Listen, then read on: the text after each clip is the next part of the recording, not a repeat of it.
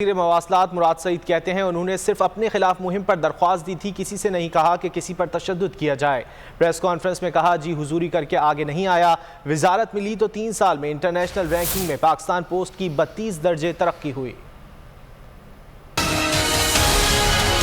کبھی قادر پٹیل، کبھی آغا رفیع اللہ، کبھی حمد اللہ، کبھی رانا ثناء اللہ، ان کو اٹھا کے میرے بارے میں غلیظ قسم کی گفتگو کی جاتی ہے۔ مجھے دلیل سے جواب نہیں دیا جاتا۔ میرے گھر کی خواتین میرے بہنوں کے اوپر غلیظ قسم کی گفتگو کی جاتی ہے۔ جب ایک ہی اینکر نے سوال کیا تو جواب کہا گیا کہ انہوں نے کہا ہے کہ فرزند ڈیزرٹ آئی، اس کے علاوہ آپ کو کوئی چیز نہیں ملی۔ پھر جب فیڈرل منسٹر بنا، میں پارلیمنٹ میں ان کی جی حضوری کرنے نہیں آیا تھا۔ جب پارٹی نے میرے اوپر اعتماد کیا تو میں خیبر پختونخوا کی سب سے بڑی لیڈ کے ساتھ پارلیمنٹ پہنچا، چاہے عدلیہ بحالی کی تحریک ہو، چاہے ریمنڈ ڈیوس ان کے خلاف نکلنا ہو، چاہے ڈرون عملوں کے خلاف نکلنا ہو۔ مسلسل ان تحریکوں میں نہ صرف حصہ لیا، آئی ایس ایف کو پورے پاکستان میں منظم کیا اور آج آپ کے سامنے قیادت ہے آئی ایس ایف کی۔ کسی نے یہ سوال نہیں کیا کہ وزارت مواصلات میں کتنے ٹارگٹس تھے اور کتنے اچیو ہوئے۔ 88 ٹارگٹس ملے تھے اور 88 اچیو ہوئے 100%۔ سڑکیں آپ کہتے تھے کہ پچھلی حکومت بناتی تھی 986 کلومیٹر کے مقابلے میں 2032 کلومیٹر بنائی۔ NHA کی آمدن میں 107 ارب کا۔